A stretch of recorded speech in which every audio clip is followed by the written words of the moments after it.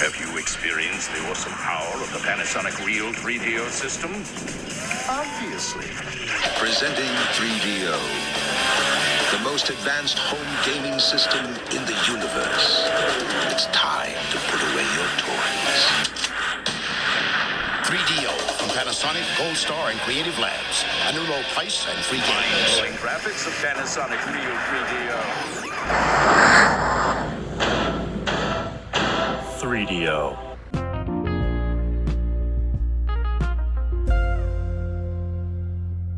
Hello, everybody, and welcome back to the 3DO Experience, the 3DO retrospective podcast where we talk about all things 3DO, the company, and everything in between. I am Bill, and this is Threk. How you doing, Threk? Oh, Bill, I'm doing quite all right. How are you doing? I'm doing okay. Today was a weird day, and that's not because we're recording this on April Fool's Day. It was just it was a really strange day. Fair enough. We're not doing anything April Fool's related. I didn't even really think about it. So no jokes here. Yeah. It was weird. Like today flew by despite like it being a really slow day for some reason. It was odd. Yeah, that happens sometimes. So I looked up at the clock and it was already 3. I was like, oh shit. Yeah, and I've been binging all the Trek movies because I don't know if the Geeks Addicts that we did about Trek is out yet, but ever since then I was like, I need to start watching this shit again. So I've been slowly working my way through the movies, about done with the TOS ones, and I'll move right into the TNG and rewatch the Kelvin. Oh, I don't know if I'm looking forward to rewatching all the Kelvin movies, but I mean the first one's okay, and then everything after is like the 09 Star Trek movie is probably the best Star Wars movie since Episode 3. Yeah. Yeah. Like, it's basically J.J. Abrams auditioning for Star Wars, and yeah, but... And he did better here than he did in Star Wars. Yeah, but, Into Darkness, oh, God. At least Beyond is fine, I guess. I don't know. My memory is very hazy of all of them. I just remember Beyond being a good action movie that happened to have Star Trek. Yeah, I think I remember, I'm like, it wasn't Into Darkness, so it was better. Because Into Darkness pissed me off, but and I've had arguments with people about that with the whole Khan Spock thing, and people trying to defend why Spock would do what he did in Into Darkness. I'm like, guys, have you not fucking watched Star Trek? I don't care. This is a different timeline. He's still a fucking Vulcan. Vulcans don't act like this. They don't. Yeah. Okay, unless you're his like brother, and look what happened to his brother. What does God need with a starship? Yeah. Jim, you don't ask the Almighty for his ID.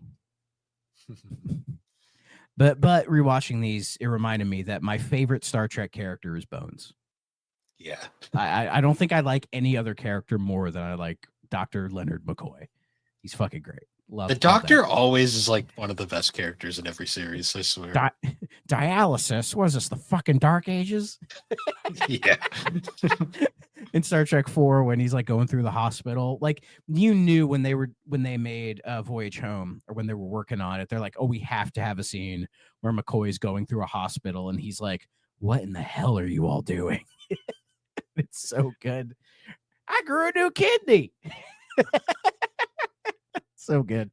I could talk how much I love Star Trek 4 forever, but we're not here to talk about that. So this was supposed to be the Primal Rage video where we talked about giant monkeys throwing up on dinosaurs, but unfortunately our guest couldn't make it. Yeah, that's partially on me. I wasn't exactly clear on when the episode was.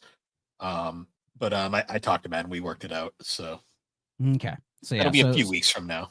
But, yeah. So we'll discuss it then. So today will be kind of a filler-ish episode. We'll talk some 3DO. We'll talk probably a lot of non-3DO because at the time we're recording this, the Switch 2 Direct has not happened yet, but the Switch 1 Direct happened, so we can talk about that.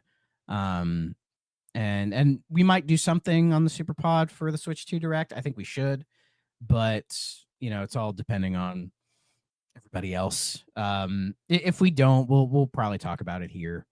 So it'll be interesting to finally. It's weird, yeah. It's the dawn of the final day. Like we're literally hours away from it finally getting to see what the whole thing is.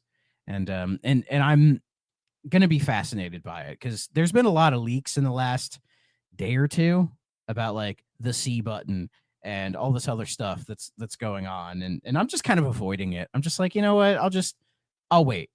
We're not that far off. I'll wait, and then we'll see what they say and what they don't say, and we'll go from there. I think it's supposed to be an hour as well. Yeah, these are Nintendo fans, so I know for a fact they're going to be upset about something. Yeah, probably. They're going to be either upset about there's going to be a co-legion that are really upset about it, and then there's going to be a portion that think it's the greatest thing ever, and then there's going to be the normal people that just probably going to be like, and move on. I think the general perception will be coming out of it is like, yeah, looks great. I'll probably get one to replace my if it's going to work as like a seamless transition to where everything we have now with our Switch ones will transition right into Switch 2 with no problems. I think a lot of people will buy it day one just for that, so that they can just move everything over, sell off their Switch 1 or give it to somebody, and there you go, you know? And I think that'll work out. But I think what we're most curious about is the price. With all the with all the dumb tariff shit going on and all that stuff, it's like, everyone's thinking this is coming out in June. Price tag is still up in the air. I think it's gonna be 400, and I think 400 is fine. I can live with that. But it's gonna depend on if there's enough there day one for me to warrant buying one day one. Otherwise, I just wait. I'm probably not even gonna buy day one. I've been burned too many times from buying consoles day one at this point. So yeah, that's fair. I've never bought a console day one. And I was thinking about if this would be the one where I finally do that, but probably not. See, if it's going to be like if it launches with like 3D Mario and Prime 4 and it's like a decent price, I may splurge. I may. But if not, say like 3D Mario isn't until the holiday, I'll just wait till then. Yeah. Like if it's going to be like PS5 where it basically is just going to replace my original Switch, I don't know. I might, because even now my PS5 barely gets used as a PS5. Yeah. Though I trust Nintendo to have more enticing software throughout its life compared to, say, the PS5. I hope so. I mean, Nintendo has done a really good job of every like couple months or whatever releasing something that a lot of people have interest in. Like even throughout the entire Switch's life, like there's always been something interesting. So, it's crazy to me that like we're in Gen 9 now. Gen 9 has literally been going on for 5 years, which is pretty much as long as Gen 6 lasted, not counting the PS2 going on forever. And it feels like we've gotten like nothing this entire gen. It's just because so many companies are still sticking with making PS4 and Xbox One games because they're BC, and not enough people migrated to the new hardware to consider making them just for that. You know, I mean, you're starting to see now more and more games be PS5 Series X only. I think it's because there is enough people with PS5s at this point that they're seeing a justification for it. Yeah, exactly. The only ones I'm seeing still PS4, Xbox One versions of are, say, like little like 2D games, like more kind of indie stuff, like retro collections, that kind of stuff, which makes perfect sense. Like there's no reason to not. Yeah, the Lunar Collection. Like, there's no reason to not have that on PS4 as well as PS5, right? I don't even think it's getting a PS5 version. I think it's just going to be PS4 and it's compatible regardless. Yeah. So. It might get an upgrade in like a year or something, but I mean, who's going to care at that point, right? I don't know how much you can upgrade a PS1 game. So they'll find a way. But yeah, I'll say, did you want to segue real quick into the Switch One? Yeah, that we had, because there wasn't too much here. Yeah, it was very not a lot happened. It was mostly stuff we had seen before and stuff that's multi-plat as well. Yeah. Like there's a couple Nintendo only things that are interesting, but like say like Dragon Quest 1 and 2, like we've already seen that. I mean, we got more of a detailed look at it and it looks like how I expected it to. And yes, I'm going to buy it and play it, so I'm not even worried about that one. But no release date, still 2025, which is surprising. I'm amazed it's like 2025. To be honest, I feel like I'm surprised they didn't try pushing it out. Nah, I think it'll come out this year. I'm trying to remember. I think the 3 remake came out in October last year, so I wouldn't be surprised if this is like a September, October release.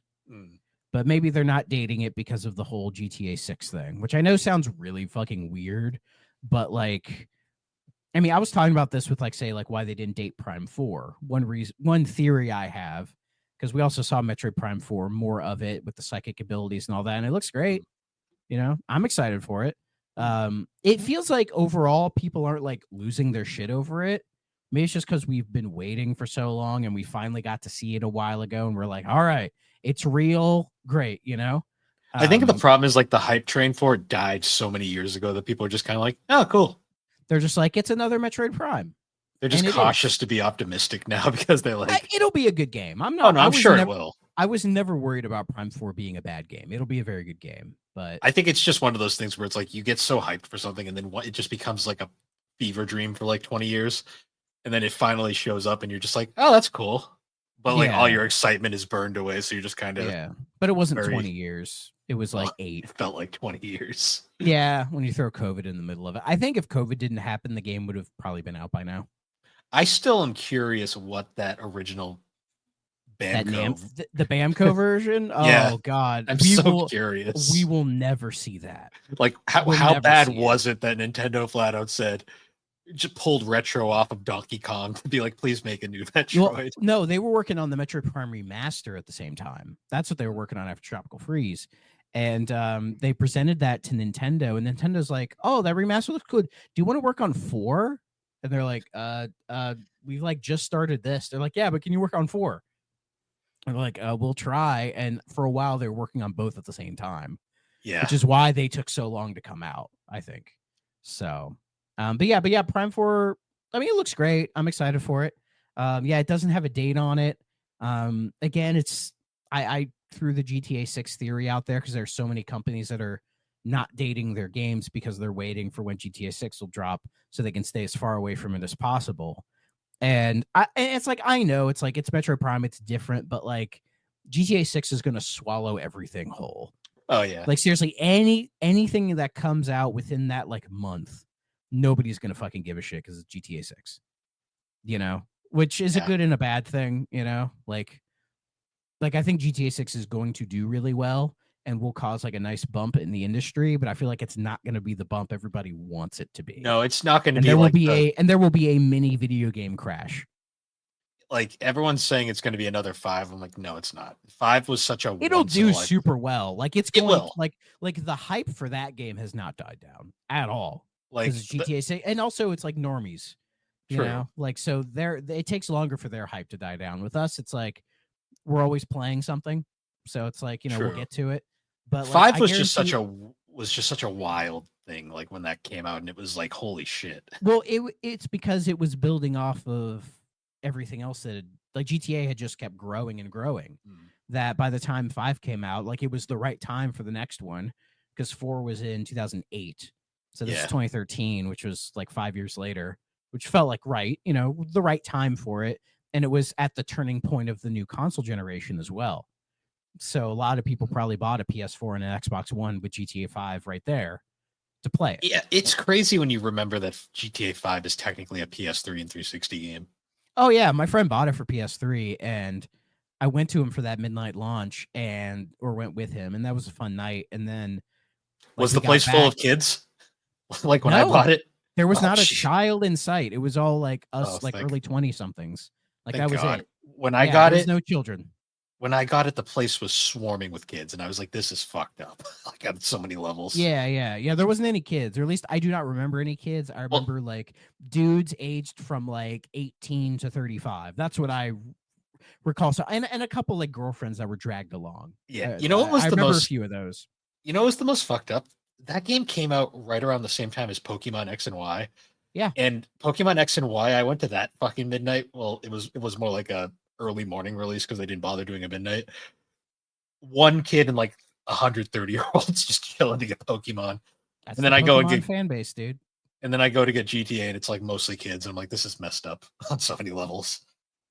Could you imagine being the GameStop employee being like, well, you don't have your parents with you, so I kind of can't sell you this. There was the kid, when I was picking up GTA 5, there was a parent with her kid. The kid couldn't have been more than like 7. Like this was a young kid. That's yeah. That's like if I let my son play GTA. I mean, to be fair, I don't think he has any interest in it.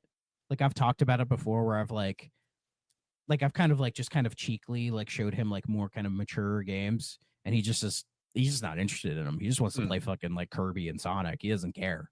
And I'm just like, all right. Though I know one day he's gonna ask me about Resident Evil, and then I'm gonna have a fucking field day showing him Resident Evil. But that'll be in the future.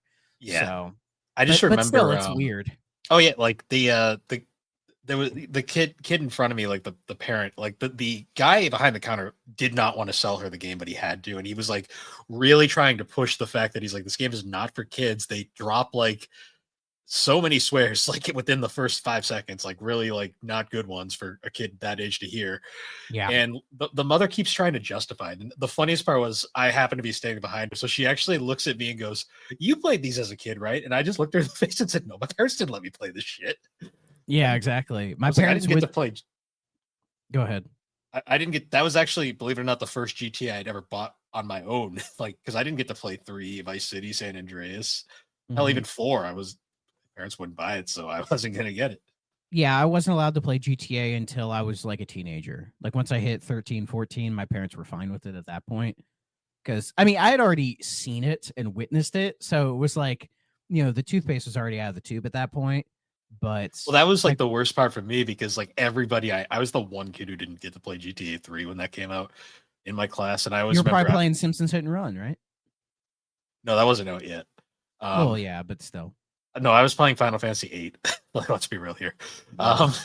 Gross. It's the only game I had for so many years because that's fair. It took me forever to play it, but I couldn't imagine like nowadays when we get hit with like choice paralysis and all that. It's like, I don't know these days if I just had like one game. I mean, I would play it. I'd play the shit out of it.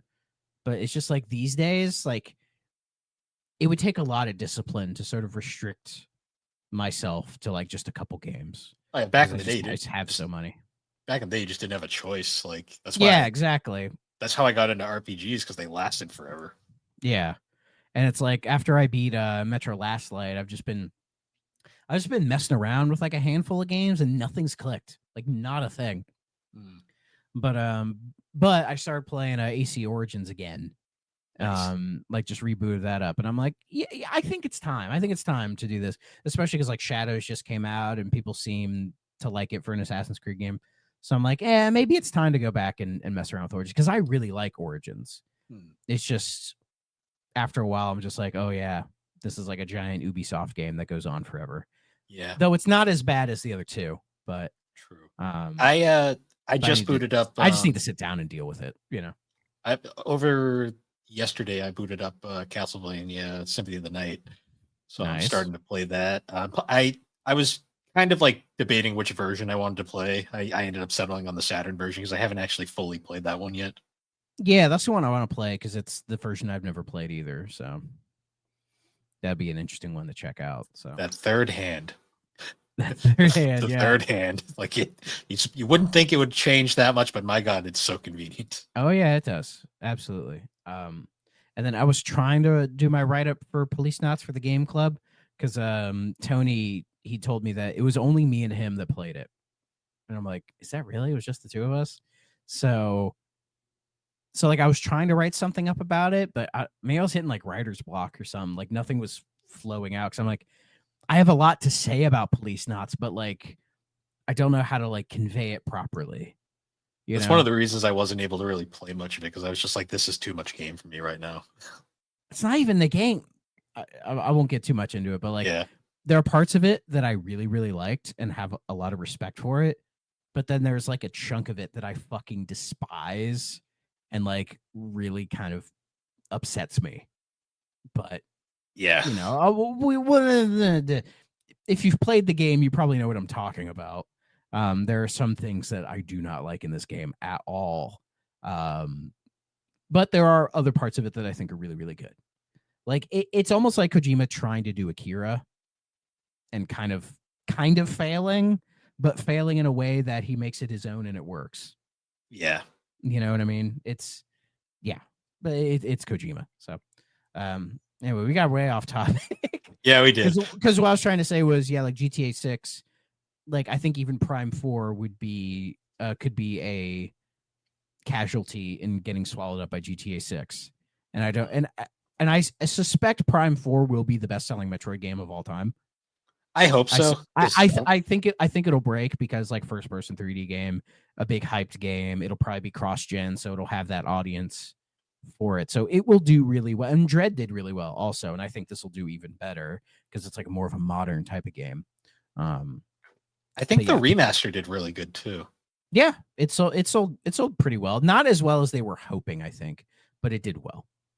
I'm trying to see what else. Tamagotchi Life is coming back.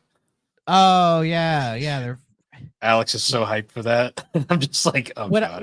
When I saw that, I was like, they're playing into the memes, and they did with like, to be fair, with like the voices of the people going up, you know, the weird like robot voice stuff from there. Yeah, I've watched a lot of Tamagotchi Life YouTube videos of people singing. Me and Alex went through a binge of that game back when it first came out so long ago.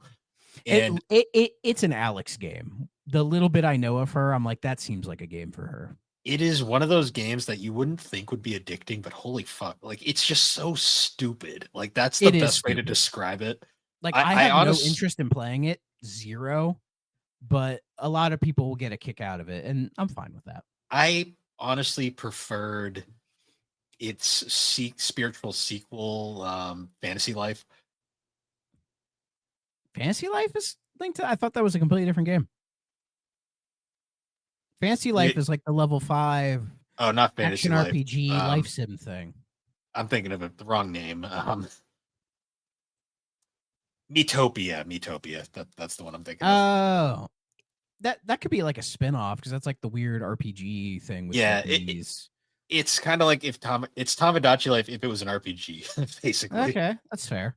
That's fair. I considered getting Metopia, but maybe if I see it for $10, I'll grab it.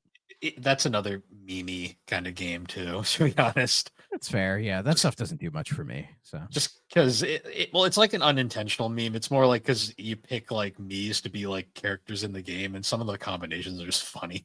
Yeah. I'm sure people have a kick out of them, but yeah. But anyways, let's see. There's a new AI Somnium Files game. I don't know anything about AI the Somnium Files. Is this like an AI made game, or is this one of those games that's making like a play on the whole AI thing?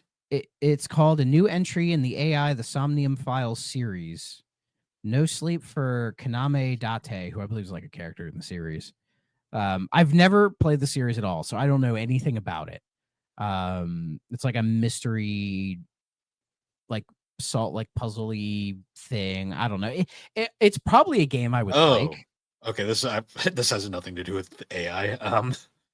Wait, you thought I was talking about like AI, like artificial intelligence? I thought this was like some weird like surreal AI game for a minute there. No, this is like Spike Chunsoft, and it was like a visual novel thing that like kind of blew up a couple years ago. I've heard it's pretty cool. It might be a game I would like. I'm honestly not sure. But we'll see about that. I forgot this was even in the thing because I just heard AI and my brain immediately just went like yeah. But there was something that made me think of you the moment I saw it. It was a Raidu remaster, The Mystery of the Soulless Army, like an Atlas game I have never heard of in my life. They were two PS2 games. Okay, I'm assuming this is related to SMT.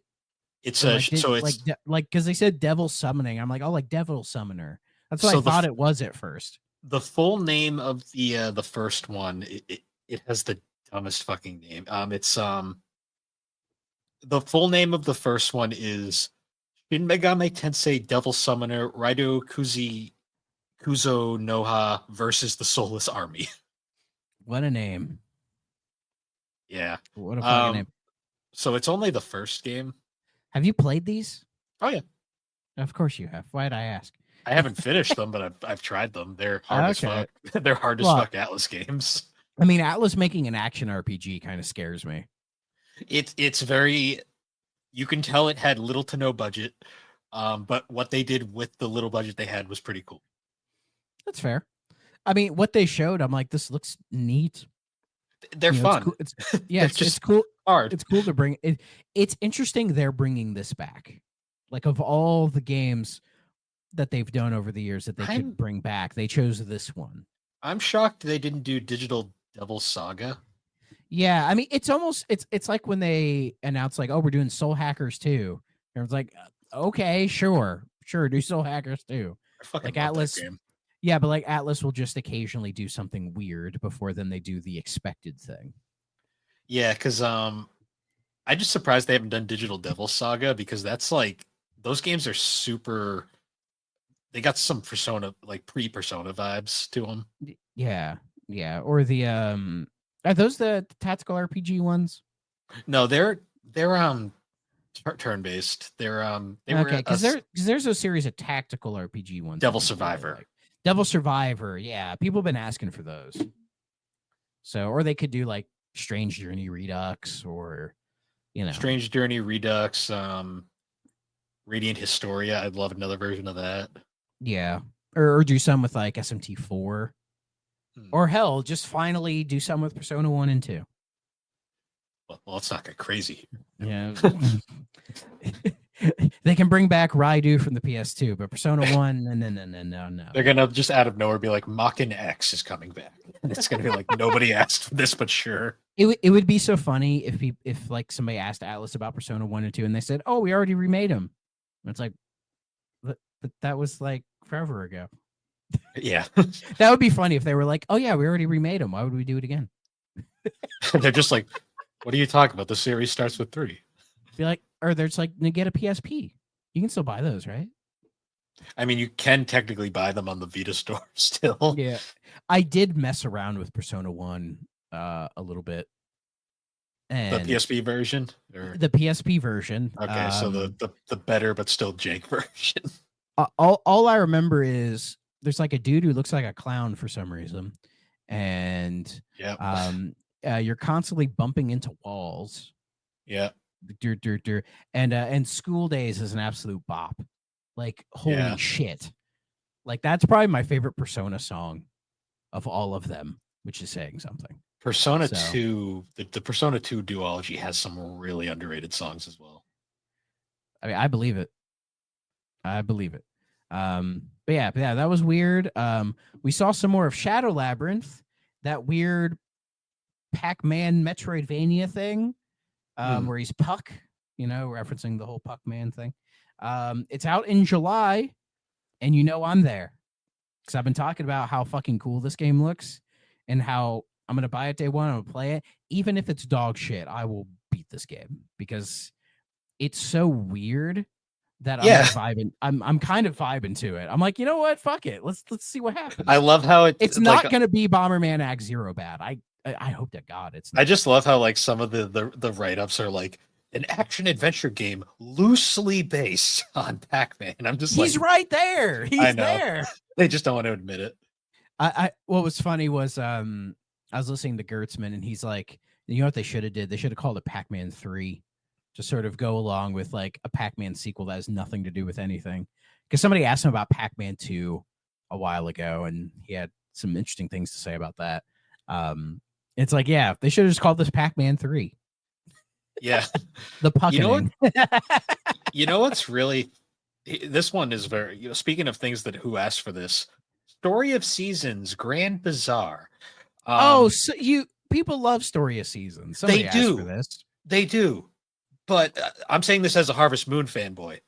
Why this one? This is one of the most boring as fucks like Harvest Moon games. Like this is from the DS era where they were like pumping these things out like every year. I mean, not to be that guy, but they're all kind of boring.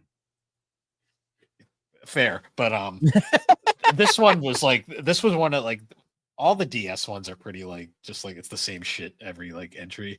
Sure, I was just like when out of all the ones they could have done, like I was like this one, I was like, yeah, okay, cool, I guess. But to show how much I know about the series, when they first showed it, I thought it was a new Story of Seasons game, and then they're like, "This is a remake." I'm like, "Oh, I couldn't tell." They haven't made a new one in a while. They've just been remaking them, which is fine. I mean, What's the last one they did? Was it Trio of Towns? Is that the last one they did?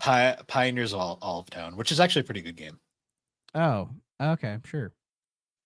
I'm sure. Why not? I don't care. It's an acquired taste.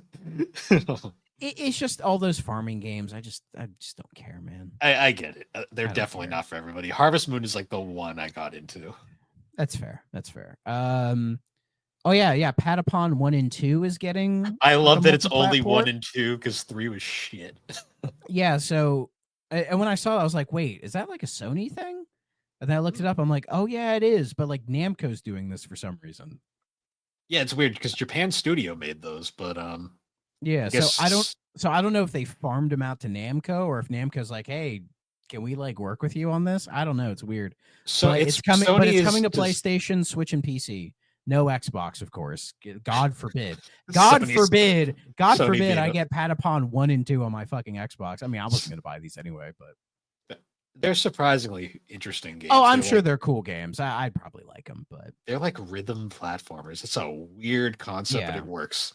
Yeah. But the other one they're doing, I'm more interested in, which is Everybody's Golf Hot Shots, which is like a very confusing name because Hot Shots is what it was called here, but it was called Everybody's Golf in Japan until like the one on PS4, which is just Everybody's Golf Everywhere. Yeah. So now they're combining them together. Fucking hell. You know what's fucking hilarious about this? We're getting Everybody's Golf on Switch, not made by Camelot, made by Clap Hands, who does a better job anyways, but that's besides the point. Now. But we haven't had I don't care. We haven't had a Mario Golf in fucking forever because Camelot doesn't know what the fuck. Well, we had that Super Rush on Switch that I almost bought and then didn't because the reviews were not good. Yeah. And then because what I remember, Mario Tennis Aces, when that came out, people were like, it's fine, but it's severely lacking in content. Yeah. But like after 2 years, they added so much content that everyone was like, no, now you should get it because as it's like a full-fledged game. Like they even had to add the CG intro later. Like it didn't have one at first, but then they put it in like an update, which is weird. And so with Mario Golf, they were going to do the same thing where they were going to release it kind of half-assed and then over like 2 years fix it up. But people didn't want to deal with that shit again. So they did like what I think it was like 2 updates and then just kind of cut and run, which is a shame because I think the idea Super Rush had for some of the newer stuff was neat, but it just wasn't fully fleshed out. And it was like, well, hopefully with the updates, it'll get fleshed out and then I'll buy it then. But then they kind of cut and run. And I'm like, so should I bother or not? Like, I don't know anybody who would let me borrow the game unless you want a virtual game card it to me, but you know, we'll get into that. So I don't know, but it's cool to see Everybody's Golf is coming back. So, I'm happy it's coming back. I will play this 1,000% because I do like hot shot games. The last Everybody's Golf was great. So I'm just like at this point now where I'm like, I'm just glad they're making a new one. Yeah. And again, Switch, PlayStation, PC, no Xbox. God forbid I want to play this on there. How dare I? I don't get Sony on this. That's like, Sony. That's Sony being weirdly petty, you know, because it's like if they put Patapon 1 and 2 on Xbox, nobody would give a shit. Not a soul would fucking care. I just find it weird they're putting it on PC, but not. I don't know. But if the new Xbox is gonna have PC integration, then technically I can play it there. You know what I mean? Yeah. And then what? And then it'd be funny if that is the case, and then Xbox and then PlayStation being petty just stops porting shit on PC. To be honest, though, this is such a Switch ass game. Like I would probably play this on Switch. Yeah. I mean, I will probably play this one on Switch as well. So or Switch 2. So yeah. Let's see what else was there. Oh yeah, there's that like Witchbrook, like Harry Potter minus the transphobia, I think. People seem really into that. Oh yeah. Sure. I don't like Harry Potter, so yeah. But good on you, Chucklefish. You found a way to get everybody to do Harry Potter without saying the word Harry Potter or without Oh, yeah. giving J.K. Rowling any money. So good on you. Yeah. Saga Frontier 2. That was cool. I've never played a Saga game, and I don't really care. If you like RPG, cool. Yeah.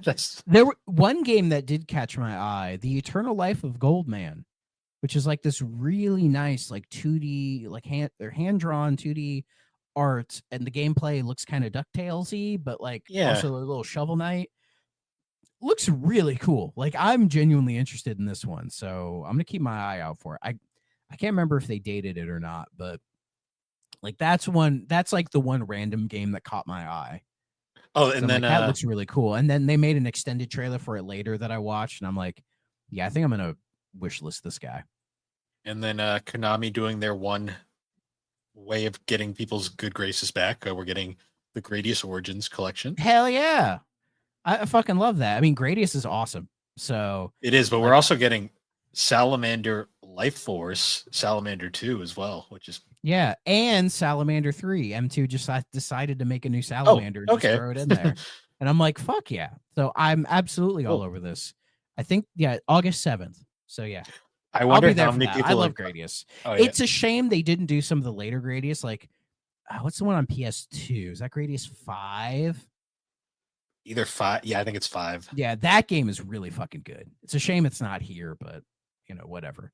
But it's cool to see more Gradius. Why not? I'm not against it. I wish IREM would do this with like R-Type, like a nice R-Type collection. I would be all over. Or Treasure, like give us a proper collection of all their shoot 'em ups. A man can dream. Let's see what else. Rift of the Necrodancer got shadow dropped, which is cool. Neat. I'm like, I should really get into these, like this series, because there's the dungeon crawling one, and then there was the Zelda one, and now there's this one, which is like Guitar Hero. I don't know. Again, these look like cool games I would like. I've just never gotten into them. So, yeah, but there was some interesting stuff overall, but for the most part, it was kind of just like, it was like most Switch Directs. Whenever I see them now, I'm just kind of like, cool. And then I move on with my life. Well, I think a big one was there's a new Rhythm Heaven game. I think that's a big deal. I saw it and I was just like, sure. I mean, I was like, why does this look like a phone game? Sorry. Yeah. But I know with like the Rhythm Heaven series, if I remember correctly, the main guy who was like making all of these like got sick, and that's why they like stopped making them. I think he had like lung or throat cancer or something like that. So seeing this come back is like, I think like a big deal because nobody thought they would like properly return. So, but that's cool. That's cool. I'd rather play Elite Beat Agents. Sorry. Yeah. Yeah, we saw more ZA, which looks really cool. There's a Tamagotchi game for some reason. Sure. I find it really hilarious that that got announced the same time as Tamagotchi Life. Yeah, and they pronounced the exact same. So I have to be sure, like, oh, you're talking about like that one, not that one. Okay. Trying to see what else was like really that interesting. Nothing really as far as the games are concerned. The reason I thought that Marvel game looks kind of cool. So I think it's the Shredder's Revenge people making that. And I was like, that'll probably be a fun game. Yeah. Did they also make that Power Rangers game? Rita's. Yeah. Rewind. Yeah. Yeah. They're doing good. Yeah. They've been doing good work. Yeah. So I hope in that Marvel one, if it's similar to like the old Marvel arcade game, I hope they reference Welcome to Die. If they do that, then A+. I'm trying to see what else, but that was like the games. There was some interesting stuff, but nothing like that, like mind blowing. My guess is they're saving all the big stuff for tomorrow. Yeah, like the big first party stuff. But beyond that, there was some non-game stuff that caught my eye. The virtual game cards. I'm still not 100% sure how these work. But I think it's meant to be like game sharing, but in like a Nintendo ass way, which I like that concept. Like, it's about time they catch up with game sharing, right? Like, it's a good thing that they're doing it. But it seems like it's being done in this very weird kind of restrictive way. which So you can't is just like you can't just Nintendo. let somebody on your friends list. Like you can't just let them borrow a game. Like they have Yeah. to be like in your account setup. You know, like say like we're friends on Switch. I can't just like let you borrow. Like I can't make a virtual game card of like Wonderful 101 and give that to you. Yeah. You know, like we have to set up a family account, and then you can only do it for 2 weeks. It's like why? It's really weird. Though I think the best thing about it will be on my Switch. My son has an account, but he cannot play any of my games because I bought them on my account, not his account. So I think I could be wrong on this, but I think because of this, he can then play those games on his account and have his own save data and everything, which would be a good thing because I think he would really like to play those on his account instead of on mine. You know, because then like save data gets mixed up and it's a whole thing. So hoping in that way, that's a good thing. But restricting it to like just like account sharers and all that is kind of dumb, especially when you're going to put a 2-week limit on it anyways. Yeah. It's like if you're going to do the 2-week limit thing is fine. But if you're going to do that, then why restrict it? Why just like if they're on your friends list, you can do the request thing, whatever, and it wouldn't be that big of a deal. Yeah, I mean it's Nintendo. They can have a good idea, but they're still gonna be like very 1995 about it. So Yeah, it's a little weird, but I think it'll probably be not that big a deal. I'll wait till it comes out and we'll see how it works, and then I'll I think it's supposed to be at the end of this. this month. They said like late April's when they're going to roll it around, so we'll see. And then the other thing, which I found kind of hilarious because it's such a Nintendo ass thing to do, and that is they announced a news app or like a calendar app or something. Ooh. Yeah, and when I saw it, I was like, that is really fucking stupid. And they're like, we're gonna have news on it every day. And I think people, according to people who've looked at it, that's not true. They haven't had something every day on there. But I was just like, this is really stupid. And then like 10 minutes after, it hit me like a ton of bricks. I'm like, they're doing this because of the leaks. Because of all the leaks that have happened. They're like fucking pissed off and they want everybody to look at them when they talk about shit. And they're like, we need to keep people in the loop. So by keeping people in the loop on our app, that's how we'll do it. Is just through that. And yet in doing that, that's when they decide to announce that they're making a Zelda movie. Yeah. Like that's how you rope people in. They're like, the Zelda movie that's been rumored for like 15 years now, they're finally fucking doing it. Did you see that joke about like the console wars were the past? Now we have the movie wars. Though I don't think Sega and Nintendo are competing on movies. I think it's a whole different ball game. Sonic already won. Sonic already won. I mean, the Mario movie did really well. It did very well, but like the fact that the Sonic movies just get better and better and better. Yeah, and it's like, and yeah, movies are just, it's a different competing type of vibe anyways. But yeah, I guess they finally announced they're doing Zelda movies. Are these live action? I'll wait and see on it. No, because I thought they had said, and apparently they're doing a trilogy. Like they're doing 3, and the first one's coming out in 2027. They're working with Sony on it. Oh no. Yeah, it's gonna be Astrobot. They're gonna try to put Link in Astrobot, and Nintendo's gonna have a fit. But yeah, it is a live action movie. They're doing live action Zelda. Yeah, Sony. We'll wait and see. My thing is, I'm not a huge Zelda fan, so it's 2 years away. So we'll see. We'll see what they do. My guess is it'll probably be shit. It'll probably not be that good, but Nintendo will put their seal of approval on it, so everyone will love it. I laugh because like Sega's not competing with Nintendo in terms of movies. Sega's competing with Disney and winning. Exactly. Disney is still bitter about that, I swear. Probably, yeah. I mean, Nintendo, I think, is still bitter about the Mario movie, like the 90s version. Oh, well, yeah. I think they still haven't let that go. And that's why they're like, when they do movies, they're like, no, we have to have 100% control over every fucking thing. Like they don't get, and it's like the Mario movie. And it's funny because that 93 Mario movie, yeah, it's a shit movie, but it's not like it hurt them at all. No, the craziest part about that it was movie a completely different thing at the time. Like that's an era where movies were considered more important. Sure, but it's like, did it affect game sales? Did it affect the perception of the character? Not at all. No. No. What's funny about that movie too is like the fact that like the reason Nintendo signed that particular deal is because they actually had some creative control. Yeah, but not hilarious. that much. Yeah, and it's like, what creative control did they have? Well, that's the thing. Last Nintendo names. Well, Nintendo wanted it to be edgy. That was like their whole thing. They actually wanted it to be this way. So when it ended up because it was the 90s. Yeah. Because there was movie scripts that were like super like true to the source material, and Nintendo was like, nah, we want this. We want fucking Blade Runner. So you could blame all of this on Nintendo, but Nintendo honestly refused to take the blame for it. Which is funny. That sounds like Nintendo. I think Nintendo had more creative control in that movie than we think. I just think their decisions were bad.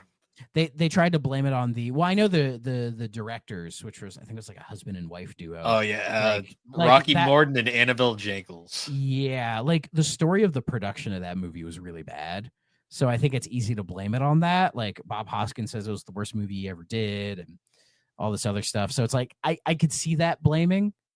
But yeah, if Nintendo allowed for it to be that fucking weird, then yeah, it's on them. But knowing Nintendo, they'll never admit to it. No, that movie's like a dirty secret to them at this point. So. Oh yeah, it's something where it's like, I want to be that dude and like buy Nintendo stock so I could like sit in the shareholders meeting and ask them about the '93 Mario movie and about the Zelda CDI games and Hotel Mario. Well, yeah, I don't give a shit about Hotel Mario, but like, I forget what it was. It was a while ago where some dude asked him about F-Zero, and the dude who asked him about F-Zero, I think it was reported, was a guy who bought stocks just so he could get in the shareholders meeting and ask him about F-Zero, which I thought was hilarious because that was before F-Zero 99 was announced. So yeah. But anyways, that was the direct. Nothing too crazy. There's a lot of rumors right now about like GameCube NSO. I don't buy it. I don't think we're going to see that till Switch 2. Even then, it's like, how's that even going to work? Like, are we going to pay $100 a month to play Luigi's Mansion on my Switch? Fuck off. I'm not paying that much for it. So I don't know. A GameCube NSO makes a lot of sense. It's just the pricing structure is what I'm worried about with that. Yeah. And the drip feed. Because the drip feed on NSO now isn't great. Imagine where it's like GameCube. Like, what, are we going to get 2 GameCube games a year? Like, fuck you. I'm not doing that. And what, they're going to be Mario Golf and fucking Mario Tennis? The GameCube versions? Like, suck my dick, Nintendo. I don't care. Here's Hey You Pikachu. Oh, no, that was an N64 game. What, Pokemon Channel? Yeah, here's Well, actually, no, that would actually be kind of interesting because that game. Yeah, no. Yeah, that'd be really random. Like, here's a box that you can't use. Yeah, like a GameCube NSO makes sense for stuff like Luigi's Mansion, the first one, like Chibi Robo, Path of Radiance. You know, these certain games where you're like, they're probably not going to do anything with these, so might as well just dump them on there and be done with it. But still, the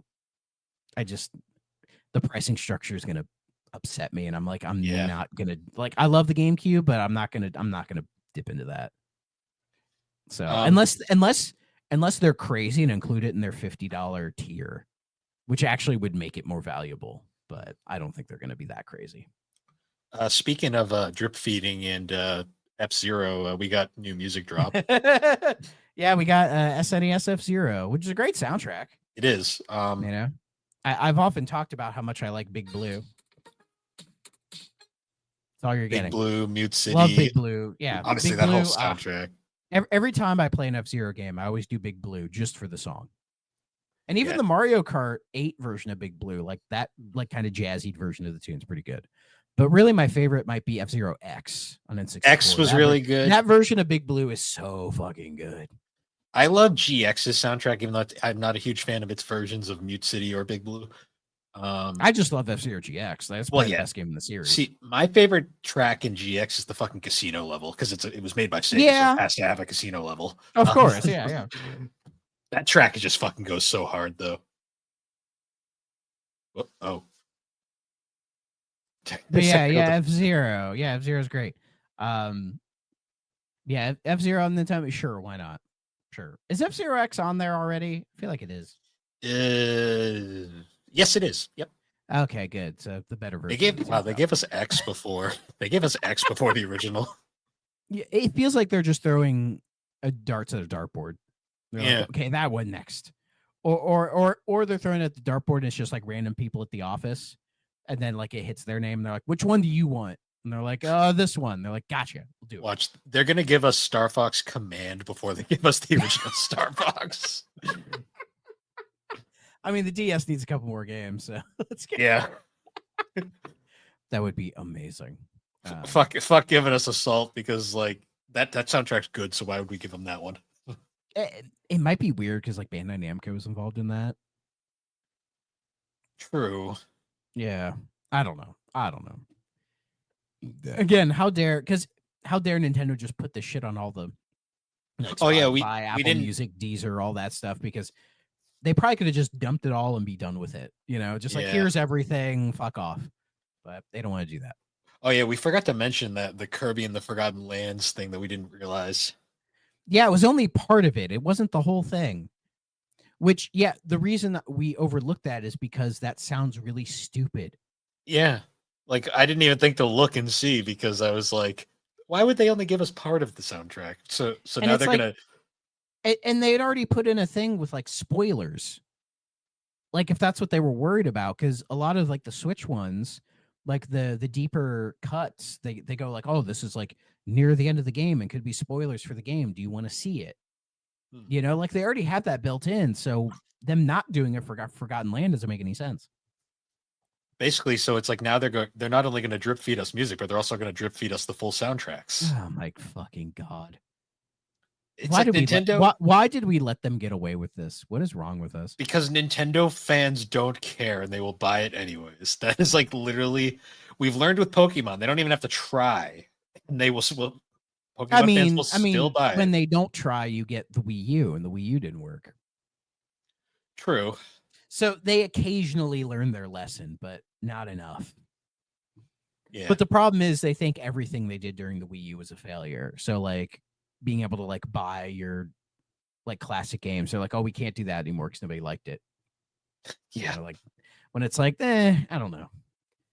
I don't want to get too deep into NSO because I have ideas for how they should redo NSO for Switch 2. Maybe they'll talk about it, maybe they won't. And either way, I can talk about it then because I have some ideas of how to improve it. If they start from scratch again, I'm going to just no. They've talked about the whole Nintendo account, everything seamlessly going over. They're not restarting. They're not restarting. And my idea isn't a restart. It's more of just an overhaul of the entire thing. Oh, yeah. Which I think is kind of needed. Because I don't think they expected the classic games thing with NSO to go for as long as it did. Or to take off in the way that it did. Yeah. So they might have to kind of change it up a little bit. Sort of like rethink it. But who knows? My guess is they've probably had this conversation. Whether or not it led to anything, we'll find out. We'll find out in a few hours. More news, but I guess it's just a news episode. Fuck it. So Final Fantasy 9, since you're talking about Final Fantasy, a 25th anniversary website drops for Final Fantasy 9. They're obviously you can buy a VV plush if you are so inclined. I'm sure Aaron already has it pre-ordered. Of course. But this leads back to the thing that's been talked about for years now, the Final Fantasy 9 remake. Is this the year they announce it? Because it was in that GeForce leak that was in 2020, 2021. And if you look at that leak, just about everything that was leaked has been announced and came out. Like everything. The only things that haven't come yet are Final Fantasy 9 remake and Tactics Remaster. Those are the only things that haven't dropped yet. But everything else that they've showed was there. They early were God of War and Demon Souls for PC. It's those happened. The GTA trilogy, that happened. Bayonetta 3, all this stuff. So is this the year we see Final Fantasy 9 remake? I don't know about see it, but I think we might get an announcement. Yeah. I I'm pretty sure they're not going to FF7 remake it. I hope not, because from what I've gathered from the little bit of news about part 3 of that remake is that they learned their lesson. And they're like, we shouldn't have done this. I think they have regret in how they kind of let this drag on for so long and how it's become a meme, right? The whole FF7 remake. And I think they're like, if we're going to do more games in the series and remake them like this, we're not doing it this way. Like, it was really stupid. Yeah. So they basically just made an entirely new game that was set in the same universe. It's not even that. It's the fact that it's like 3 separate releases over the course of like a decade. And it's like, you didn't know. This was stupid. Yeah. Like, you should have just dropped the whole thing. If you wanted to do it in 2 parts, I guess. But like, you can't do it that way. And FF9 isn't going to survive that way. Like, it's a fan favorite, but it's not going to carry that same weight like FF7 does. It's a fan favorite, but it's somehow even less known than 8 is, which is kind of bizarre. Oh yeah, people go from like 8 to 10. Well, because they like the Numora games. They're not so much into the 9 is a weird one. 9 is a very weird one. I like 9, but 9's not very beginner friendly. That's actually weird. Most people say 9 is the most beginner friendly. Not from my vantage point, dude. But what do I know? It's the most old school. I'll give it that. For sure. For sure. But yeah, if this is the year, sure. I think it would be nice to see it. I think FF9 deserves like a big old beautiful remake of the full game in one package. I think people would like that. And it's a game that deserves it because it's a very beloved game. It's got a great story. Yeah. Great story, great characters. People really like it, and it feels like a send-off of like Final boss of Final Fantasy. Final boss still comes out of fucking nowhere, but that's besides the point. Anyways. Seeing Night Dive says they want to do 360 and PS3 game remasters, which I'm down for that. Sure. Night Dives have been killing it recently with all of like it seems like they'll just pick some of the most random games to bring back, and then you do, and you're like, yeah, fuck it, why not? A part of me, I'm not gonna lie, because I think last year on April Fool's Day is when they announced PO'd. A part of me was like, are they going to announce Cyberdillo? like, are we going to actually go here? I don't think they would go for Cyberdillo. No, I think they want to go for games that are like actually competent. Yeah, not just disco. Yeah, exactly. Because let's see, this year they've done last year they did The Thing remastered, A Killing Time, which that'll be fun to when we eventually do that. This year so far, they did a remaster of I Have No Mouth and I Must Scream, which is a really good point and click game from back in the day. And they did the System Shock 2 remaster, because a big thing with them in System Shock, and they're working on Sin Reloaded, like Sin from I've never played it. Why are they going to do Heretic and Hexen? God damn it. But yeah, they said they want to tackle more 360 PS3 games. Nice. And the game they used as a reference for them doing this era, what do you think is the game they referenced? A shooter from this era that's like kind of forgotten, but when you see it, you're like, oh yeah, I remember you. Wolfenstein 09? No. What? I have no idea. Haze. Oh, ew. Ooh. I don't know about that. Fuck it, I don't why know. not? I'll try it. I'll try it, but I don't know about that one. They use it as an example, and back in my head, I'm like, are they working on Haze remastered right now? I mean, I'll try it, but I don't know. I don't know, man. That's one that I'm just like, sure, fuck it, why not? I would honestly like to see them do a nice remake of the original Far Cry. That would be cool. I think they could handle that. Give us a Time Splitters collection. Time Splitters, yeah, especially because that studio's dead again. So yeah, there's the game that the killed the 007 first time. Nightfire. They could do like Nightfire. Oh, the 007 Nightfire. That game is so fucking good. I know. Oh, that would be great. They have a lot of potential. They do with that era, and sure, why not? Just don't do Frontlines Fuel of War. I hate that game. Yeah. Or Duke Nukem Forever. No. I'd give it a shot. I'd give it a shot. Don't waste your time. I like that game more than most No, people. honestly, a game I could see them doing, now that I'm thinking about it, Quake 4. Oh, Quake 4 would be Quake cool. 4 sounds good. Yeah. They could do that. They already have another goddamn Raven game. Yeah. I mean, they're making Call of Duty now, so maybe they'll do Singularity. Hell yeah. That's a good game. I like Singularity. Give us a Black remake. Anyone remember Black? That would be sick. That fits. That fits. I would like a Black remake.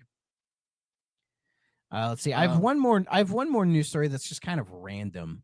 I did not know Billy Mitchell was getting getting sued by Carl Jobst. He was suing Carl Jobst. Yeah, this was literally one of the biggest things of this was a thing that people just kind of assumed they knew what was going on, but had no fucking idea what was going on. I didn't even know this was a thing at all until I was looking at VGC and it said, "Oh, Billy Mitchell won in a case against Carl Jobst." I'm like, "What? So, and then I read the article, but you explain, Bill. It was basically a case of Carl had made a statement about something that was pretty kind of edgy. Probably shouldn't have said it. He ended up retracting it a while back. Yeah. But he got sued for defamation, I believe, which surprised me because that's a very hard thing to win a lawsuit with. But yeah, it was I think he was saying that was oh, Billy Mitchell faked the Donkey Kong high score, which I think has been proven he faked it. Well, that's not actually what the lawsuit was about. The lawsuit was about Carl had made a statement about of another creator who had, I believe, taken their own life or something. It was a really edgy statement, and Carl did retract it, but unfortunately, once it's out there, it's out there. And apparently, Billy Mitchell's people had some pretty big. They had some dirt. Yeah, that they could use. Carl basically, he flat out said, yeah, I fucked up. I lost here. But people, of course, are now running because nobody actually reads any of the shit. They just take what they see and they spin it their own way. And now people are claiming Carl was a hack the whole time. And I'm just like, you guys didn't read anything. I mean, whatever. I have no say in this. I just remember when Carl was part of the whole completionist thing. Yeah, which that one's weird to me too, because that's not even his shtick. His shtick was always finding cheaters and speedrunning. That was always his thing. But yeah, and that's probably why he went after Billy Mitchell, because Billy Mitchell's speedrunning has been contested for quite a few years now. You know what but the thing is, the movie they made on Billy Mitchell and that other guy for Donkey Kong, both those guys have been surpassed long ago. Oh yeah, but the whole thing with this now is because there's separate lawsuits going on about Billy Mitchell, because I remember Critical he actually had to apparently go into a court meeting because Billy Mitchell used this time he farted on camera as a legal dispute. What? So Penguins was making a video dumping on Billy Mitchell, and he legit at one point gets up and farts into his mic, and he's like, "That is my thoughts on this whole Billy Mitchell thing," and in the the Moist Critical way he does things. Yeah. And I guess Billy Mitchell tried to use that as evidence, and Charlie had to legit go in and be like, "Yes, that is my fart, Your Honor." And just be like, it was the dumbest fucking thing ever. That is very stupid. I mean, yeah, the whole Billy Mitchell thing is weird. I think his Pac-Man score was legit. Him getting Pac-Man was legit. I'm pretty sure he was the legit first person to get to the kill screen. But... Yeah, to get the kill screen in Pac-Man. But beyond that, I think everything else it's a whole thing. It's whatever. The thing is, people are turning on Carl now, which is to me, I'm just kind of yeah, he did kind of a shitty thing, but I mean, you guys are acting like Billy Mitchell's a good guy here, and I'm like, Billy Mitchell's still a piece of shit. I mean, oh yeah, yeah. All I know about him is that he kind of sucks. Yeah. So he's a guy that he bullies people with lawsuits just to get them to shut up, basically. Whatever works for him, I guess. Well, probably not. That's not a good thing. That's an abuse of the legal system, which I should not just be kind of whatever on. Yeah. So. Yeah, that was an hour. Yeah, I mean, we should probably at least talk about a little bit of the topic. Yeah, sure, why not? So this episode, we were going to talk about Interplay a little bit, because Interplay is a weird rabbit hole of a developer who has a they have a weirdly strong presence on 3DO. there was a time where I think Interplay was one of like the big like third party publishers. They like are the way we think of like EA, Ubisoft, Activision. Well, they're not third party anymore, but like you know what I mean, right? Like that. Interplay back then was one of those. No, because they like published like everything. Like for a long time, like they were a huge PC publisher. They gave a lot of smaller devs like their big break. Like they're the reason like Shiny Entertainment became what they were. Like Yeah, and also BioWare technically, yeah, BioWare, yeah, because they published Baldur's Gate originally. The original Baldur's Gate. Like if you look at the games Interplay is like most famous for, like there's a lot of really iconic stuff here, like Baldur's Gate, Battle Chess, Clay Fighter, Descent, Earthworm Jim, Bard's Tale, Earthworm Jim. I think is what they're most known for these days. Fallout. Like when I don't think people think of Fallout when they think of Interplay. They think of Bethesda. True. Because Bethesda took Fallout into a much more commercially successful direction. Fallout 1, though, is a classic. Like, Fallout 1 is... Oh, for sure. But I think even when people think of all of Fallout, they probably just assume 1 and 2 were Bethesda when they weren't. You know what I mean? Yeah. Yeah, because they did... It's hilarious that, like, they created Fallout, and then, like, they lost their basically biggest seller, and now they've been struggling for relevancy for years. Yeah, it's weird. They've never, like, completely gone out of business. No, they've gone bankrupt like 3 times, but they somehow always. But they're still around. Like bankruptcy doesn't mean you're dead. You know what I love too? If you go on their Wikipedia, it has their revenue listed, but it's like last check. The last time it was actually checked was 2010. That's so funny. The founders I found interesting. Like Interplay was founded by Brian Fargo, Jay Patel, Chris Wells, Troy Worrell, and this one interesting tying to other 3DO stuff. Rebecca Heineman. Yeah. She had her hand in all sorts of shit. Yeah, one of the founders of Interplay. It's crazy, like that logo appeared on so many things. Interestingly enough, like they also made some of their games they made, like I distinctly remember the covers, but I don't remember much of the game. Like MDK is a game that I see everywhere, but I don't think I've ever actually played. I've heard it's really good. It's interesting because, like, I always forget that game actually technically stands for murder, death, kill, or something. Yeah. I think it's a. It's a third-person. Like, I'd hate to say no. I'd hate to say the MDK thing is like a Demolition Man reference because I could be wrong on that, but I know the main character. It just reminds me of Demolition Man when you're watching a movie and they're just like kill, death, murder, murder, death, murder. You know. Yeah, I know the main character is like a guy with like a gun for a head or something like that. Sure. Yeah. Crazy dumb shit, but it's probably kind of fun. Yep. It's all 3DO, so they also famously made Mario Teaches Typing. Yeah, that they did. Though I think right now they're working on like a remaster of a game called Kingpin Life of Crime, which is a game I'd never heard of that they'd done with I think 3D Realms as well. It's just like a first-person shooter from that era. And yeah, I guess they're working on a remaster of it or something. That sounds like something Night Dive would do, but I guess not. So my favorite part about this game is the fact that the composer is Cypress Hill. That's just great. You look at the cover and it's like, yeah, that fits. That fits. I do love me some Cypress Hill. I'm all for that. Absolutely. Yeah, it's weird because like they apparently tried to bring back Black Isle Studio, and then like they also went out of business. But then I guess Black Isle is still around, according to this. I don't know. I'm kind of baffled by the idea that Interplay still technically exists. Yeah, because they just like they never technically went out of business. They just like constantly go through like bankruptcy. Like most of the things they're famous for, they no longer have access to. Like they famously sold Fallout to Bethesda to get out of bankruptcy. But then look how that turned out. Well, then they decided they still had the rights to Fallout. They decided. They made that one real crappy Fallout game, the Brotherhood of Steel, right? So that was before they sold the rights. That was the last game they made. Okay.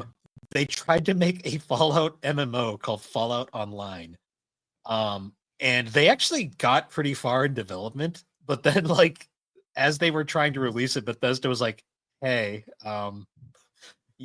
that's ours. Like, Yeah, like you sold that to us, right? And they're like, what? and I think in the process of the lawsuit, they ended up actually losing their rights to Fallout 1, 2, and Tactics.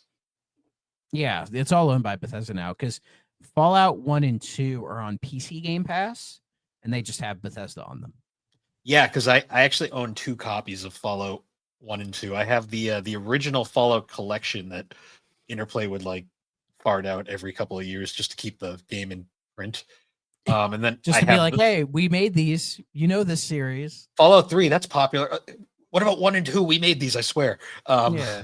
And people swear by those games, and I'm sure they're great, but it's like, I'm not trying to say they're like bad games. I'm just kind of joking They're about heavily the whole dated, Fallout situation, but They, Fallout they 1 is appeal to a specific kind of person. Like if you like that era of like CRPGs, like these games are right up your fucking alley. yeah.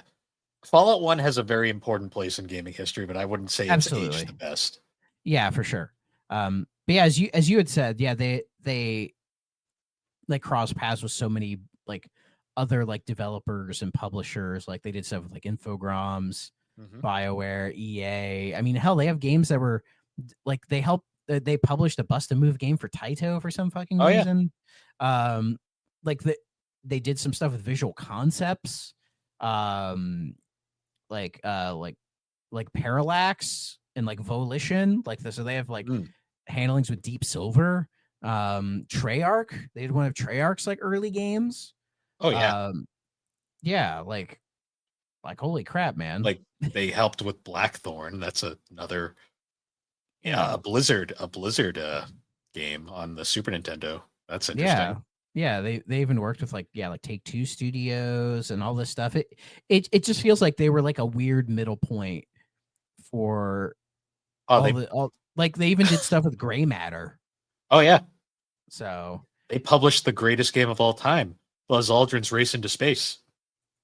You've played that game, haven't you? No, I was looking through the thing like, what the fuck is this? Man, I was hoping you'd play that game. Yeah, it's just a lot of a lot of Star Trek games. Since I was talking about Trek, they did the 25th anniversary Weird Adventure Trek game. Yeah, they did that. Star Trek video games are a whole nother beast. They did Carmageddon with one of the most hilarious video game covers of all time. Yeah, that is an amazing cover. Yeah, just so many just like kind of random stuff, like some really good shit and then some other like not good shit. Well, what's funny is like they published Wolfenstein 3D on 3DO. In Siberia, greatest game ever. That's a pretty good game.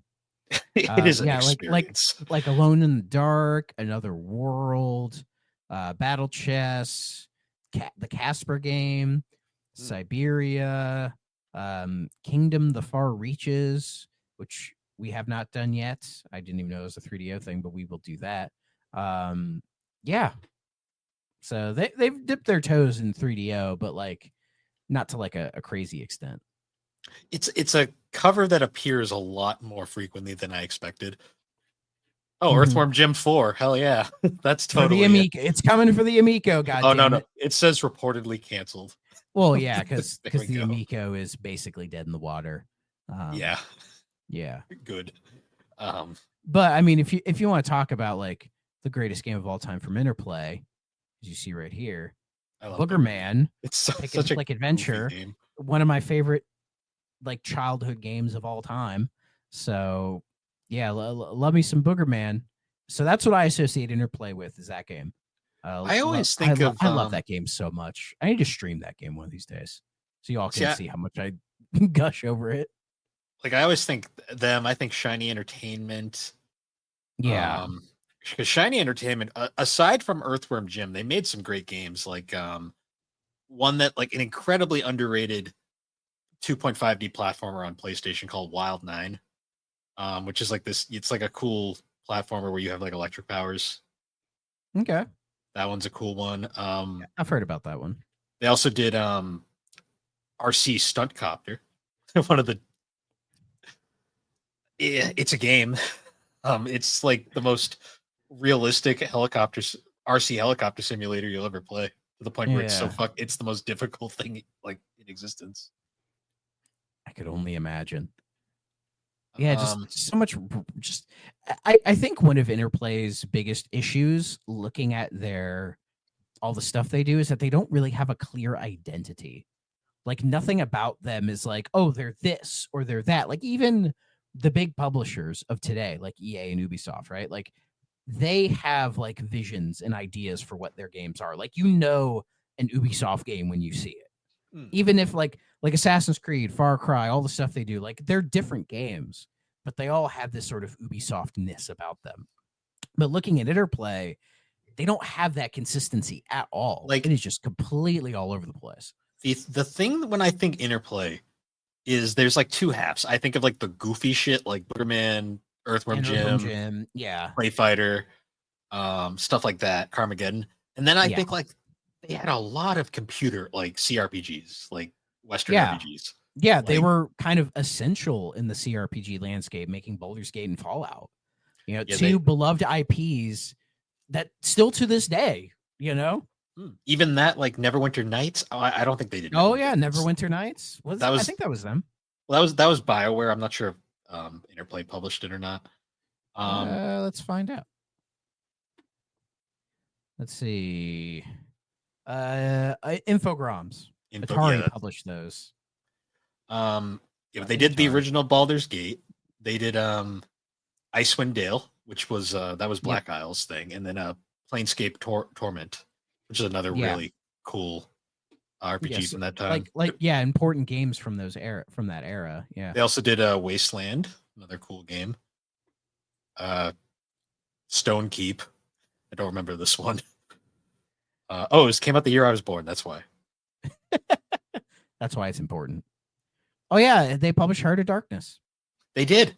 Yeah, which is great. Which kind of makes sense because they also published Out of This World or Another World. That is true. On a few things. They did the Game Boy Color port of Gex Enter the Gecko.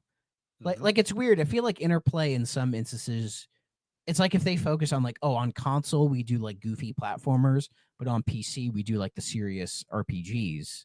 Like if that was if that's what they were doing, like this two-front strategy, I think it would have worked and they could still technically be in business today. Well, they still are, but they would be more relevant because they're not really relevant. Like if you ask me about Interplay, they would just assume they're dead. Interplay is literally they're in that same discussion as Acclaim or which is alive now too. Yeah. I was gonna say you forgot Acclaim, about that, didn't you? You forgot about that. Yeah. I was gonna say Acclaim or Accolade, both of which made comebacks, and I'm like, yeah.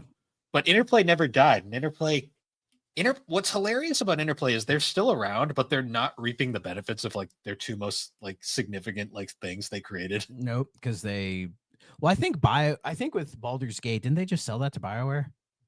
Or BioWare retained the rights of it? I don't even think BioWare does because well, I know they don't own it anymore because they didn't make them, but no, I think they still had it because they were making long after BioWare had moved on. They were making two of Interplay's most well-known games were the Dark Alliance games on PS2, Xbox, PS2 and GameCube. Yeah, I've played those. They're interesting. They're basically like Diablo clones, but one was done by Snowblind, and then the other was Black Isle. Yeah, it was Black Isle. So, and then at that point, I think is when it moved to Larian. I think. Yeah, I don't know who the owner of the franchise technically is, unless actually I think Larian just owns it now. Yeah, I think because they published 3. Yeah, and they fucking no. I don't think anyone expected Baldur's Gate 3 to be as good as it was. No, not at all.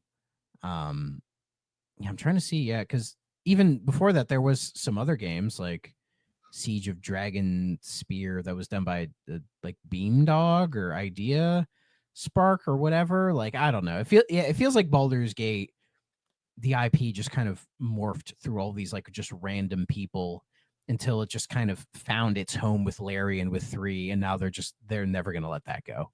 See, Beamdog that's the studio that ended up buying the rights to a bunch of their games because they did the remaster of the first 2 Baldur's Gates. Yeah, that's right.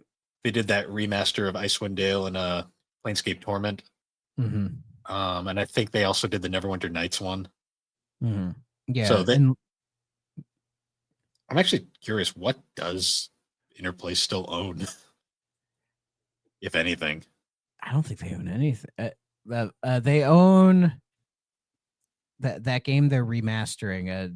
Fucking that shooty game. I forget its name already.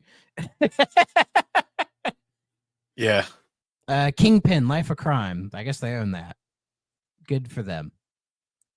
A game that had some controversy at the time because it was released like right around the Columbine massacre. So of course everyone was like, Yeah. "Oh, video games! Oh, they're teaching kids to kill." It's like, no, No. they're not. They're not. Oh yeah, Clay Fighter was made by Visual Concepts. Yes, it was. What a place to start. Yeah, with the people who fucking became visceral. Yeah. Huh. See, I always loved that. Oh wait, no, they didn't become visceral. Sorry, no. Visual Concepts still exists. They're making the 2K games now. Right. That's Yeah, right. they made the best Sega games ever. Sega sports games. Yeah, and now they just make all the 2K games now. Every single one of them. They just churn them out, and that's a whole nother thing. Yeah. See, I always loved the Dreamcast 2K games though. Peak shit. And even the early PS2 ones like 2K5. Yeah, I mean, even through the 360 era, people really praised the 2K games. I think it was when they hit the PS4 era is when they started to go downhill. Sports games in general kind of went down in that era. Yeah, it was starting in the 360 PS3 era, but it really didn't hit until PS4. And I feel like they're maybe trying to make somewhat of a comeback, but I just feel like the way they're just made now, it's like I don't think they're going to go back to how they were made before. I mean, you still get some indie sports games here and there, but nobody ever really talks about them because the audience for sports games aren't the people playing indie games. They're just not. There's maybe a couple of them, but it's not the same audience. You know, like all the people who buy Madden every year, they're not going into like looking up indie football games on Steam and playing those, even though there's some pretty good ones. They're not playing those.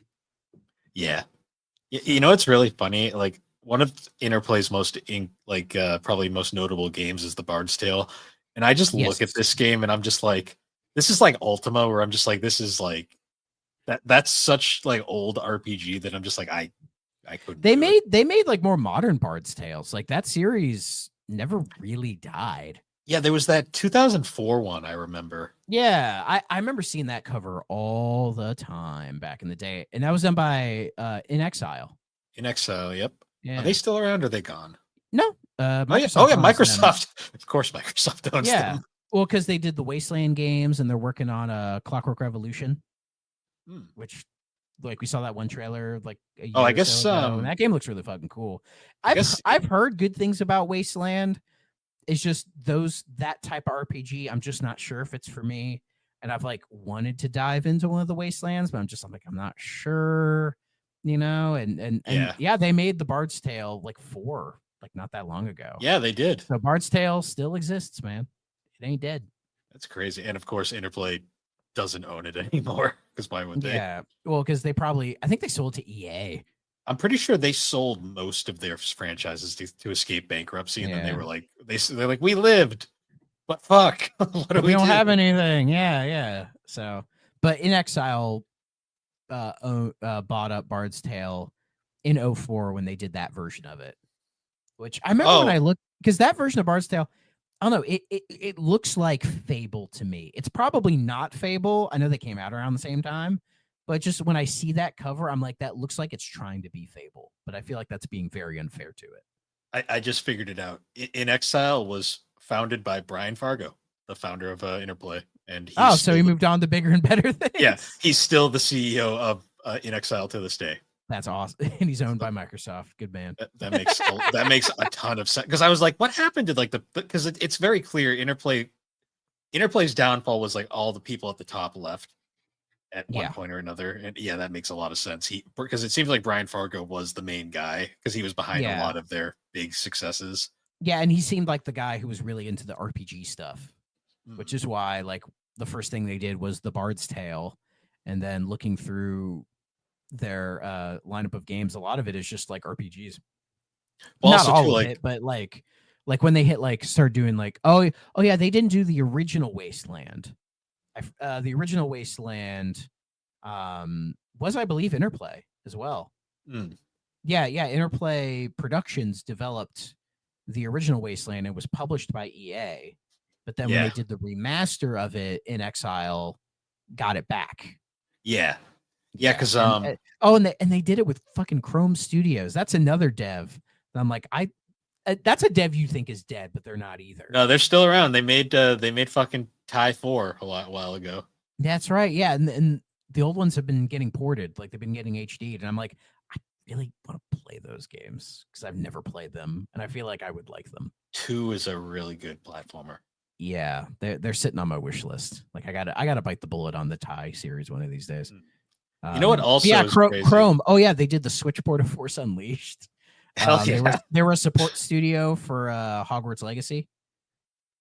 Sure, why not? Hey, make your money, man. Yeah, pays the bills. But I'll always know Chrome Studios for making that video game based on that King Arthur movie from 2004. They made that, and I love that game to death. Love it to death. They also made that really shitty Jimmy Neutron Jet Fusion game. Oh, that was the one I liked. I liked Attack of the Twonkies that one better. I hate Twonkies. That game fucking sucks. But hey, maybe if we 3D owned, we should play all the Jimmy Neutron games. I do. Oh god, that would mean we'd have to play that fucking the one based off the movie. There's only 4 of them. We could do it. By the same studio that made Flying Dutchman. We could do it, man. We can do it. Maybe we could. I was gonna say though, like the other big talent though that Interplay famously had was Black Isle Studios, and not the whatever the hell Black Isle is today, because apparently it still exists. The original Black Isle studio though later went on to famously become Obsidian. That's right. Yes, Black Isle, turned into Obsidian, owned by Microsoft. All roads lead to Microsoft. Crazy. Jesus Christ. Who don't they own now at this point? Sony. So well, Sony they own their store page, because now when you look at like the most popular games in the charts, they're like all games that they publish. Yeah. Oh man. But yeah, it's weird. Yeah, it's weird to say Black Isle is still existing, but like looking at their games list, they haven't done anything since like 2004. They haven't done anything since they came back. So what the fuck are they around for? Good question. I thought they apparently closed, but then I read recently they didn't. So it's Interplay. They were behind that Dark Alliance remaster from 21, which I totally forgot that game got a remaster. Also, they did. Huh. Yeah. Interesting. Dark Alliance got a remaster back in 2021, and it's on PlayStation, Xbox, Switch. It was a solid remaster. Because I've seen it, but I never registered in my head. They're like, oh yeah, it's that one. I heard it was fine. Yeah, I heard it was decent for what it was. It was a way to play. Oh yeah, there's the GBA Dark Alliance, which was neat. But we're not here for that. Interplay is weird. They're like the cockroach of the video game industry at this point. They'll never die. Well, and it's just funny, like diving into all these other like devs that they're like around, and just seeing the web of like all these weird game developers. It's crazy how they all link back to Microsoft. I don't know how that works. Yeah. It's like 6 degrees of Kevin Bacon, 6 degrees of Microsoft. How many game devs does it take to get to Microsoft? Other than Shiny unfortunately died a miserable fate, but that's a shame. I'm looking at their like game list, and it is a weird. Shiny's fate was making Matrix games. Like that was. They only made one. I thought they made both. I thought they made Enter the Matrix and Path of Neo. They made Path of Neo, which I think is the better one. I thought they made Enter the Matrix as well. Oh, they did. Well, the fuck? Why is it not in the list? Oh, it is. It's just because it's Enter the Matrix. Oh, okay. Yeah, they did. Enter the Matrix is the one I saw everywhere, but everyone told me Path of Neo was the better one. But I've not played either game. I've heard they're both bad. I've heard Path of Neo was better because it wasn't trying to do whatever the fuck Enter the Matrix was trying to do. Yeah. Well, there's a game here they did. Apparently it's called Messiah, and it has a really interesting cover art. Shiny made interesting stuff. They just that looks like it's an interesting game, but whether or not it's any good is a different question. They like famously like they didn't go out of business. They merged with The Collective, Anyone remember The Collective? Anyone? Why do I know that name? They made that really bad Star Wars Episode 3 game. Oh, that game, the console one? I like that game. I could never get past Count Dooku. So Oh, I could. Get good. I preferred the DS game that was a beat 'em up. Oh, that game's the better game for sure. But I have yeah. a soft spot for the console game. Yeah, I should make you replay it for 3D so you can get past. Yeah, maybe stage.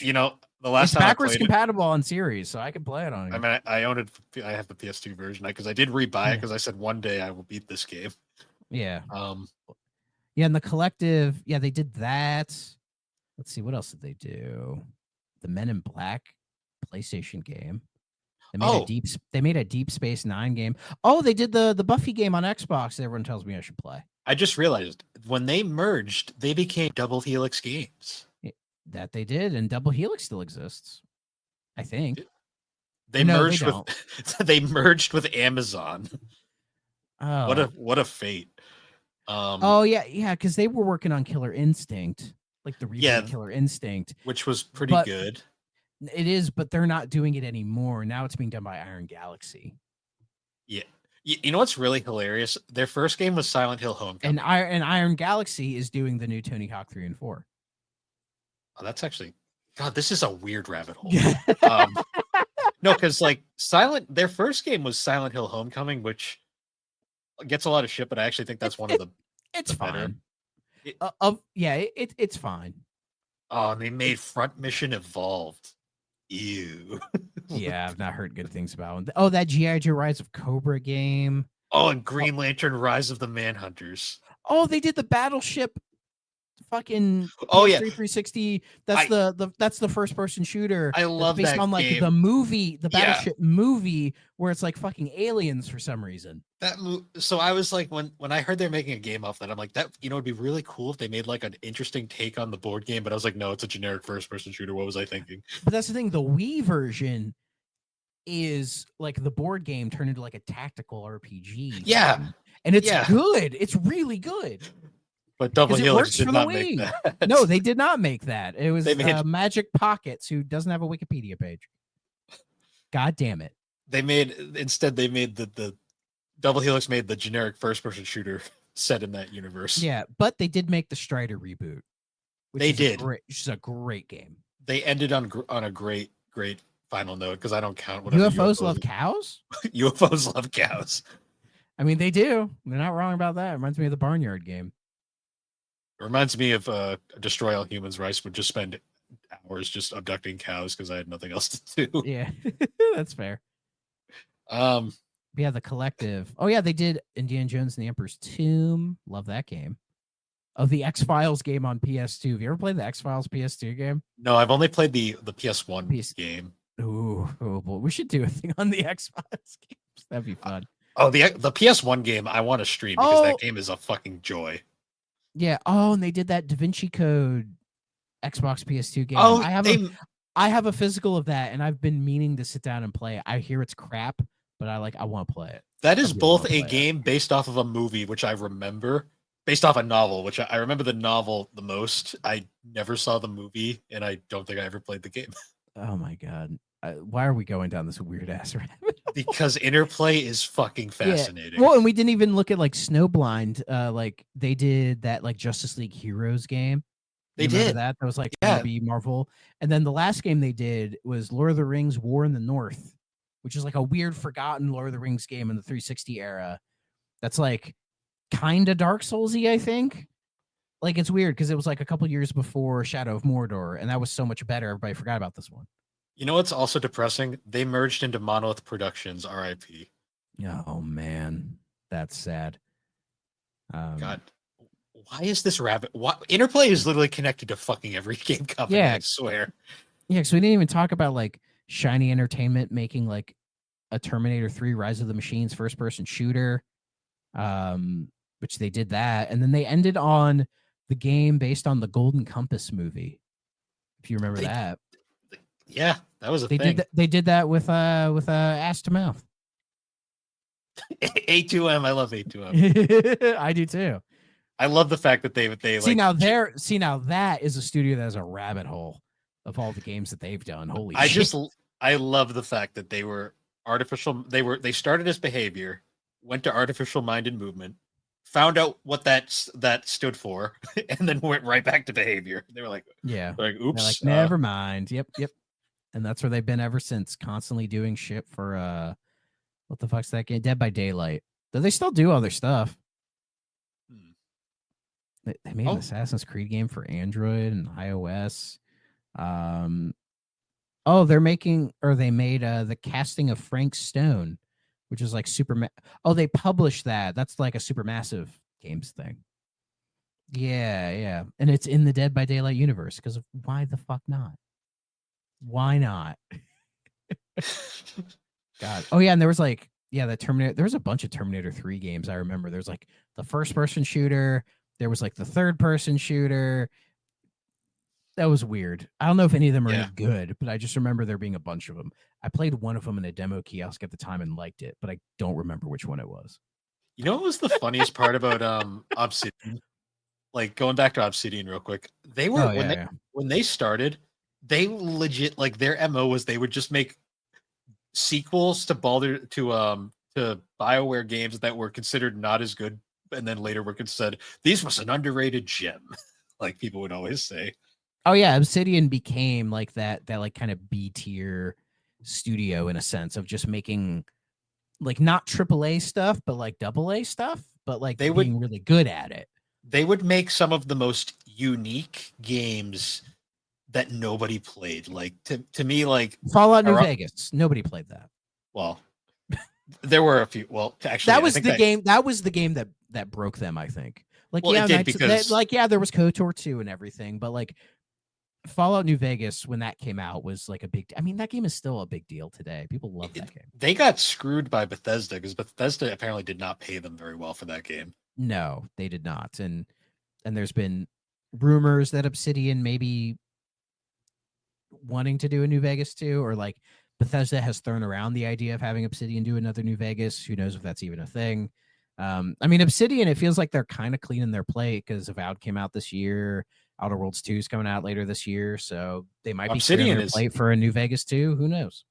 Obsidian's been like, ever since they did Pillars of Eternity, like they've just been on this like rise, and it's so great to see because I love. Oh yeah, they've been killing it. Yeah, though it's a shame with like Avowed, because I mean some people like Avowed, some people don't, but I think it's like it's not a game that's meant to be like a AAA type of thing. Like it comes off to me as like it's like a AA RPG for people who like those kind of games.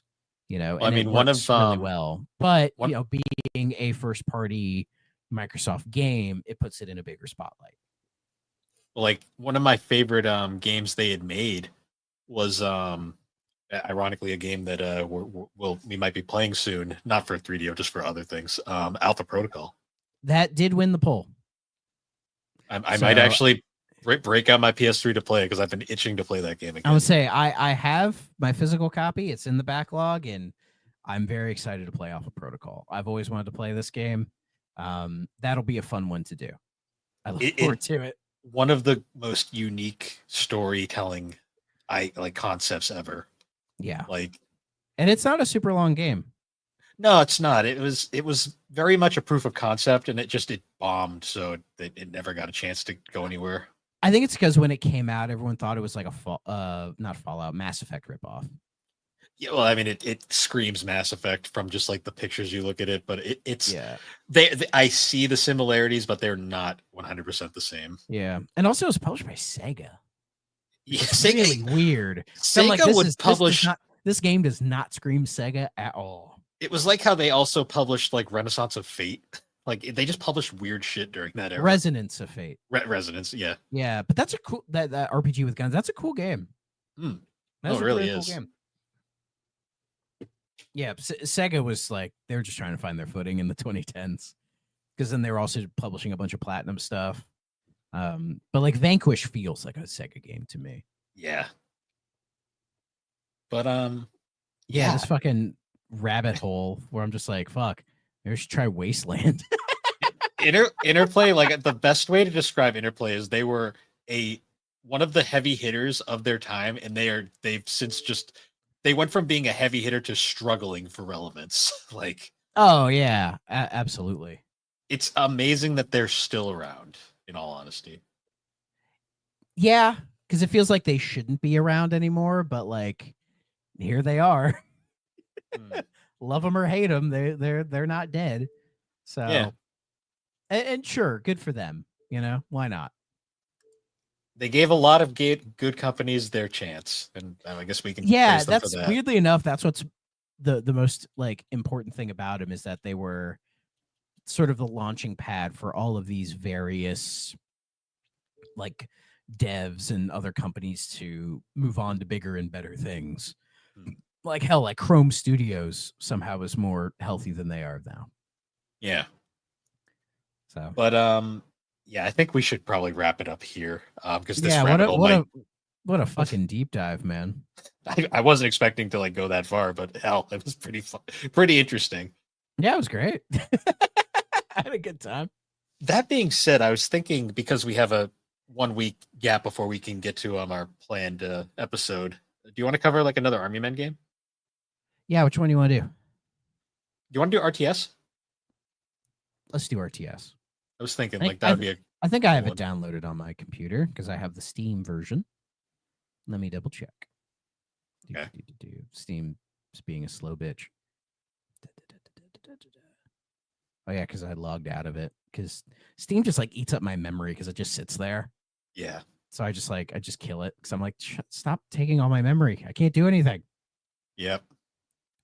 Good old Steam. I do love it though. Oh yeah, I got it downloaded. Yeah, we're good. Nice. So we'll do We'll do RTS next. We're just gonna do the Army completely in reverse at this point. Well, then we should do the Wii one. Ugh. We're not doing not yet. Not yet. We'll do it eventually, but I don't. Eventually. I don't. Yeah, I want to play a good game. Yeah. But yeah, once again, guys, thank you for joining us on the 3DO Experience. You can find the 3DO Experience on all the major podcasting platforms, particularly Apple Podcast and Spotify. We haven't been attacked by Spotify yet, so that's a good sign.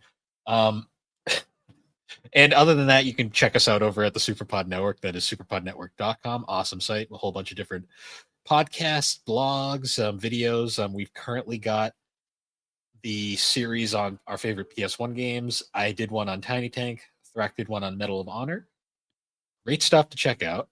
And also, before we wrap up, I just wanted to thank everybody for listening to the first episode of 3 Don't. It was a lot of fun, and I'm looking forward to doing more of those in the future. Oh, yes. I hope you all enjoy my editing style. And if you do, I'll do more of it. I'm not going to lie. Some of those caught me off guard. Like the random. Good. That was the idea. The non Persona ones. I was like, what was that? I just let the wind take me, like, because my style, I listen to it, and then if just something sparks me, I'm just like, fuck it. The Adachi last caught me off guard. I was like, oh shit, there it is. It felt important to throw in there, I think, so that people could hear it. Yeah. But yeah, thanks for checking that out, guys. And once again, thank you for joining us, and we will see you all later. Bye-bye. If you're not playing on a 3DO system,